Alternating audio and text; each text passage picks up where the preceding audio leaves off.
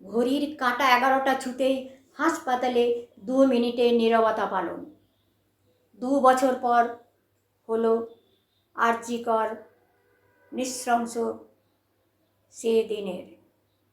সেই নির্যাতিতাকে স্মরণ করে নীরবতা পালন সমস্ত সরকারি হাসপাতালে।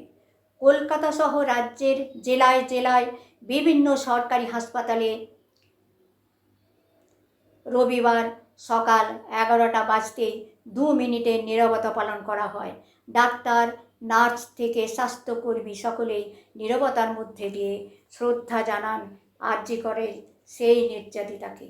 নীরবতা পালন করা হয় স্বাস্থ্য দপ্তরেও।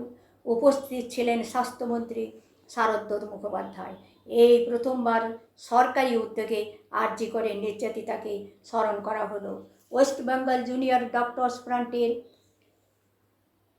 তাকে আজ দুপুর 1:30টায় কলেজ স্কোয়ার থেকে ধর্মতলা পর্যন্ত এক মিছিলের ডাক দেওয়া হয়েছিল। তাদের স্লোগান ছিল, আর কতদিন সময় চাই, জবাব দাও সিবিআই। নমস্কার, বিষ্ণুপুর হাসলা রেডিও থেকে কিছু বিশেষ বিশেষ খবর নিয়ে হাজির আমি শিউলি হাজরা। প্রথমে হাসলা সংবাদ। আসন্ন 15 আগস্ট স্বাধীনতা দিবস উপলক্ষে দেশাত্মবোধক গান, আবৃত্তি ইত্যাদির মাধ্যমে দিনটি পালন করা হবে। প্রথমে হাসলা অফিসে পতাকা উত্তোলন ও কিছু অনুষ্ঠান সেরে প্রভাত ফেরি হবে শিশু মেলা প্রাথমিক স্কুল পর্যন্ত। হাসলা মেম্বারগণ এখন অনুশীলনে ব্যস্ত। আপনারাও আসুন, সকলে মিলে অনুষ্ঠানটিকে আরও সর্বাঙ্গ সুন্দর করে তুলি। অংশগ্রহণ সকলেই করতে পারেন, শুধুমাত্র হাসলা অফিসে ফোন করে জানিয়ে দিন। ফোন নাম্বার 7811009309 এই নম্বরে।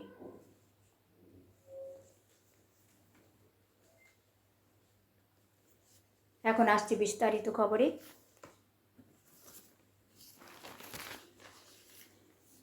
যুব সমাজকে রাষ্ট্রের প্রতি দায়বদ্ধতা মনে করালেন প্রধানমন্ত্রী।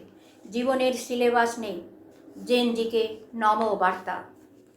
নিট প্রশ্নপত্র ফাঁসের প্রতিবাদে শুরু হয়েছিল দিল্লির যন্তর মন্তরে জেনজির আন্দোলন, যা পরে ছড়িয়ে পড়ে মুম্বাই, পাটনা, কলকাতা সহ দেশের বিভিন্ন প্রান্তে।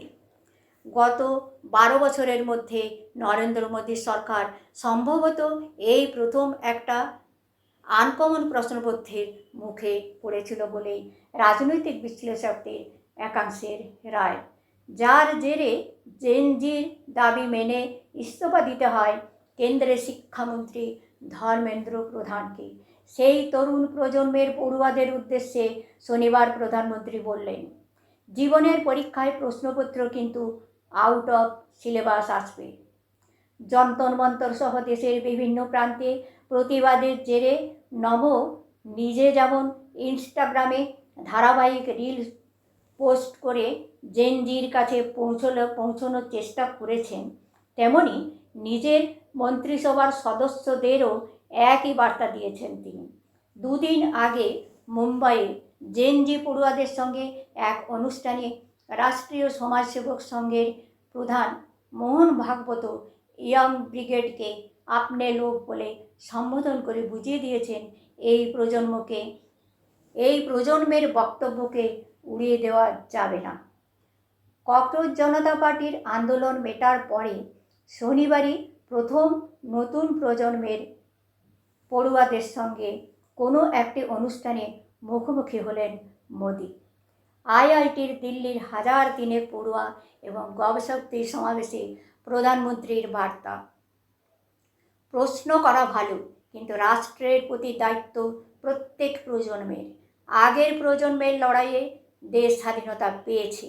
আজকের আত্মনির্ভর ভারতের নতুন প্রজন্মের সামনে সুযোগ সুবিধে অনেক। দেশের যুব সমাজ এগোলে তবেই দেশ এগোবে।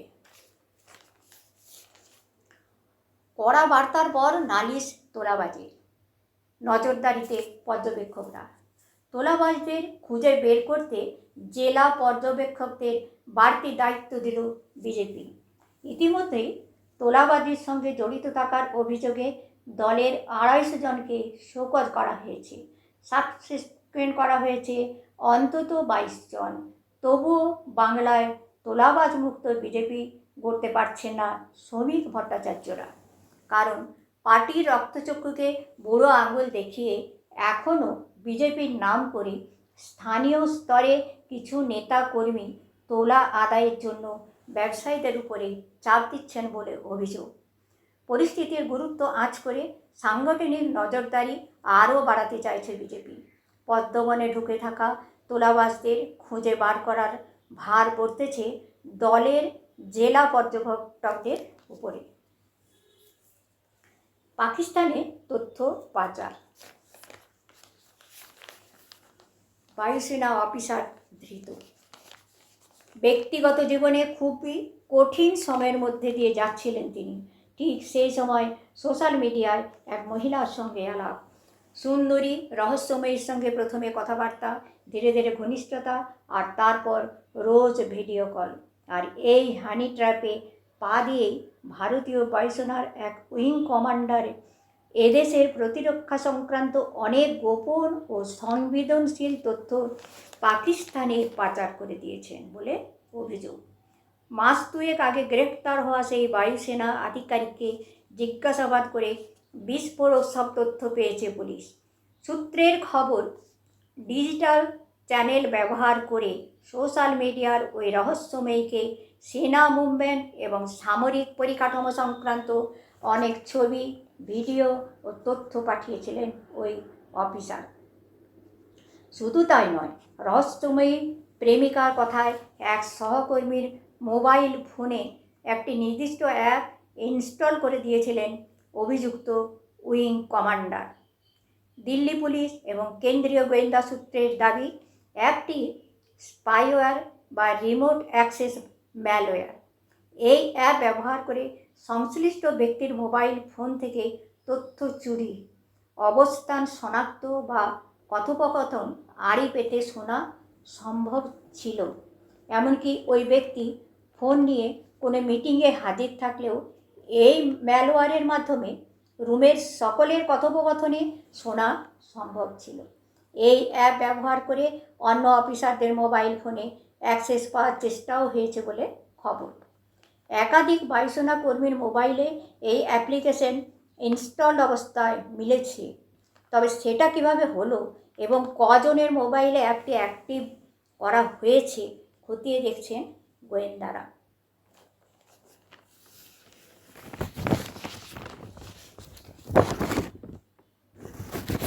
খবর শুনছেন হসলা রেডিও থেকে।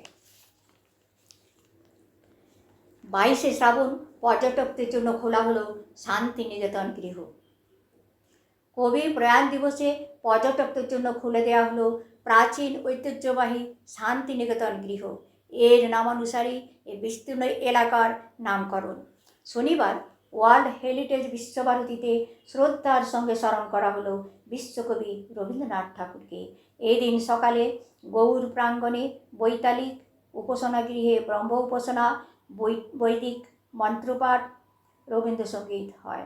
পরে উদয়ন বাড়িতে রবীন্দ্রনাথ ঠাকুরের ব্যবহৃত চেয়ারে ফুল নিবেদন করে শ্রদ্ধা জানান বিশ্বভারতীর উপাচার্য প্রবীর কুমার ঘোষ, কর্মসচিব বিকাশ মুখোপাধ্যায়, বাংলা বিভাগের অধ্যাপক মানবেন্দ্র মুখোপাধ্যায়, ভারপ্রাপ্ত জনসংযোগ আধিকারিক অতীক ঘোষ সহ পড়ুয়া আধিকারিক, শিক্ষক, অধ্যাপকরা।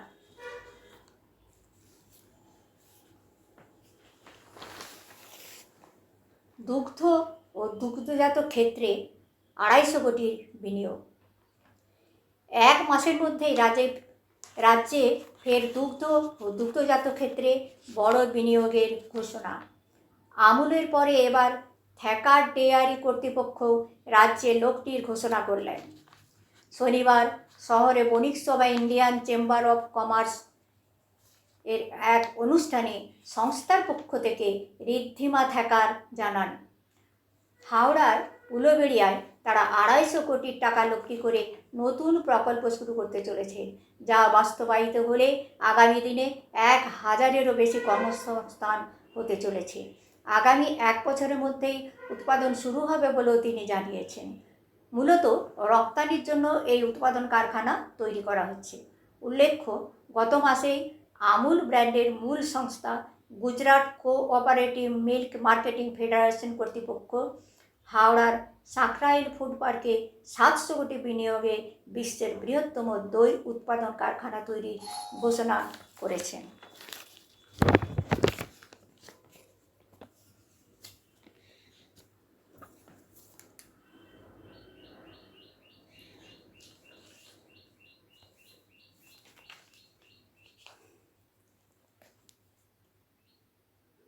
আসছি পরের খবরে।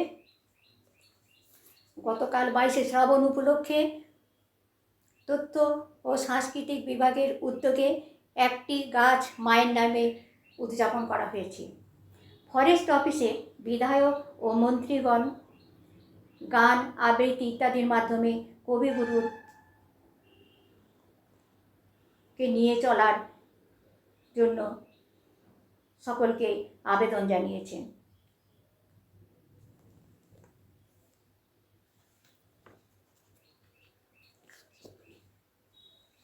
আসছি খেলার খবরে।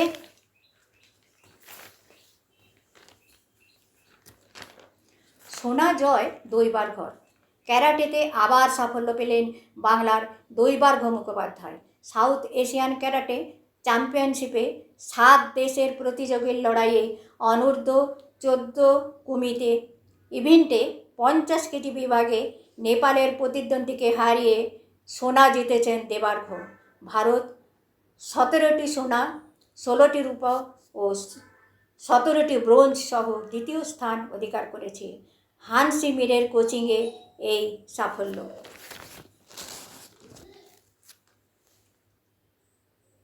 প্রয়াত মেসির বাবা হোর্খে। দীর্ঘদিন রোগশয্যায় থাকার পরে 68 বছর বয়সে প্রয়াত হোর্খে ওরাসিও মেসি। সোজাসাপটা পরিচয়ে বিশ্বের সর্বকালের অন্যতম সেরা ফুটবলার মেসির বাবা। আদতে লিও মেসির বন্ধু, এজেন্ট, পরামর্শদাতা সব কিছুই। খবর জানার পরে মায়ামি ছেড়ে রোসারিওতে উড়ে গিয়েছেন মেসি।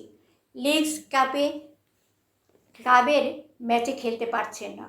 ছেলের সর্বকালের অন্যতম সেরা হয়ে ওঠার পিছনে যার অবদান বিরাট। সিনিয়র মেসির জন্ম 20 জানুয়ারি 1958 সালে।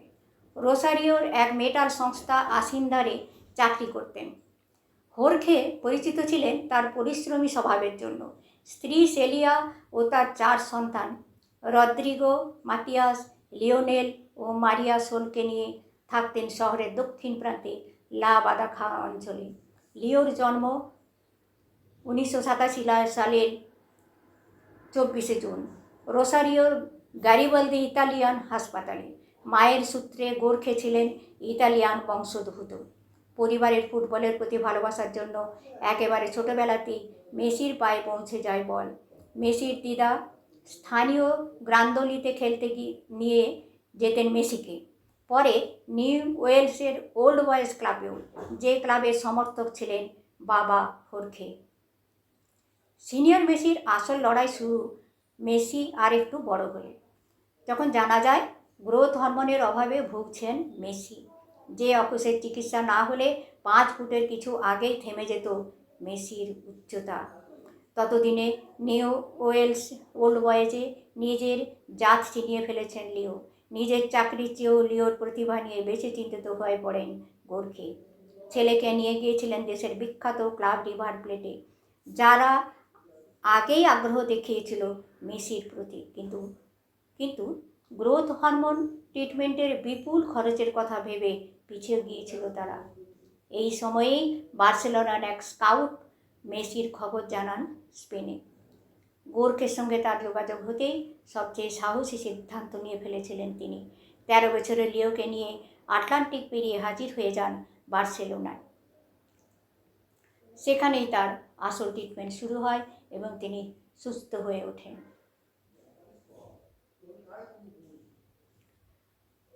2026 বিশ্বকাপ চলাকালীন একবার উঠে গিয়েছিল গোর্খের মৃত্যু। তার আগে থেকেই ভুগছিলেন তিনি। বিশ্বকাপে প্রথম ম্যাচে আলজেরিয়ার বিরুদ্ধে প্রথম গোল করেই মেসি যে কেঁদে ফেলেছিলেন তা বাবার অসুস্থতার জন্যেই। সেবার খবর ভুয়ো ছিল। এবার আর ফেরা হচ্ছে না সিনিয়র মেসির। আসছি আবার খবরে। আকাশ প্রধানত মেঘলা, কখনো হালকা বৃষ্টি, হালকা থেকে মাঝারি ধরনের বৃষ্টি হতে পারে। তাপমাত্রা সর্বোচ্চ 33 ডিগ্রি সেলসিয়াস এবং সর্বনিম্ন 28 ডিগ্রি সেলসিয়াস। নমস্কার, আজকের খবর এই পর্যন্ত।